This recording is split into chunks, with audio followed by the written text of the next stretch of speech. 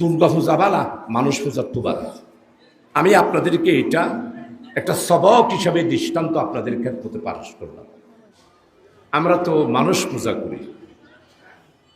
চুনতি শাহ সাহেব রহমতুল্লাহ আলাই, আমি তখন ইন্টারমিডিয়েট পলিটেকনিক্যালের ছাত্র, ছোটোকাল থেকেই যেতাম, আমারও নানা লাগতো। একদিন আমরা সবাই বসেছি, হজরত মৌলানা মুফতি শফিক আহমদ সাহেব রহমতুল্লাহ আজমগরি রহমতুল্লাহ আলের খলিফা ছিলেন। তো সবাই বসছি আর হদ দে হদ হবুয়া দুর্গা পূজা বেশি বালা তোমারে আর এক সাপ জহাজুরতে ইমানোর প্রস্ত শাহ সাহেব কাবলা কি হল। আপনারা অনেকেই তো শাহ সাহেব কাবলা দেখেছেন মজুজু। তো মৌলানা শফিক সাহেব হদে হদে মজুজু ইতে জিন হর মারফতি হতা চিন্তা নবীন আমার কতক্ষণ পরে সিগারেট টানতে টানতে হতো হদৌ বা দুর্গার ফেডের ভিতরে হয়তো হয়তো গন্ধ নেই, হয়তো দুর্গা বাইসাইলে কোনো বাইসারিবার মতো কোনো বাতাস নাই, দুর্গার ফেডের ভিতরে কোনো ফেসাব নাই।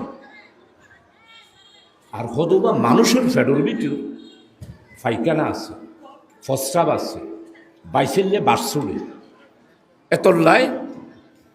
এতল্লাই হদৌ বা দুর্গা পূজা বালা, মানুষ পূজার তো বালা। আমি আপনাদেরকে এটা একটা সবক হিসাবে দৃষ্টান্ত আপনাদের ক্ষেত্রে পাশ করলাম। আমাদের দেশটা হয়ে গেছে বড় মানুষ হইলে মরহাবা, আর গরিব মানুষ হইলে দুর্বাবা ছাড়াত বই রাত পেয়ে যাবে। এটা ইসলামী সমাজ নয়, এটা নবীর সুন্নত নয়, এটা মুসলমানের চরিত্র নয়। মানুষ পূজা বহু প্রকারের। বাইতেশ্বরের মরহুম পীর সাহেব রহমতুল্লাহ আলাই, আপনারা যারা অনেকেই হতো ভালোভাবেই দেখেন নাই, কোনো বড় লোকের সাথে উনি মুসাফা করতেন না। কোনো বড় লোকের সাথে আসছে ওই উনি তো 2 তলায় বসতেন, নিচের তলার থেকে বিদায় করে দিতেন, দেখা করতেন।